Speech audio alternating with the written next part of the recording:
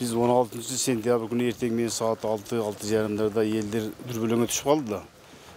Тәжиктер басып кирет экен, согуш башталат экен, бала чаканы чыгаргыла деп.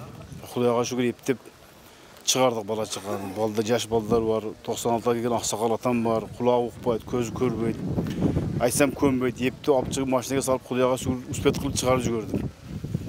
Жарым саат өтүп өтпөй автомат үнү чыкты тәжик тараптан. Андан кийин биздин айылды миномет, БТР, оор немелермен аткылап талкалап таштады бир жолу. Андан кийин тәжиктин пограндары, гражданскийлери баардыгы куралчан, автоматчан айылга басып кирди. Биз качып, эптеп тоого качып кеттик.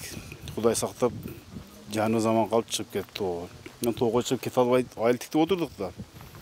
Тәжиктер кирип келип үйдөн бытовой техникаларды полный. Анан 2 тонн, 3 тонн өрүктөрүбүз бар эле, биз бир өрүк тегиз болду эле да. Кургатып киргизип койгон элек. Баардыгын жүктөп, малдарыбызды полный айдап кетти. Анан аркасынан да кирип үйлөрдү полный күйгүзүп кетти. Ал жерде бир жашаганга жер жок, же үй жок, мына ана шу же бир сом акчабыз калган жок, документ калган жок. Шу бойдон калдык да.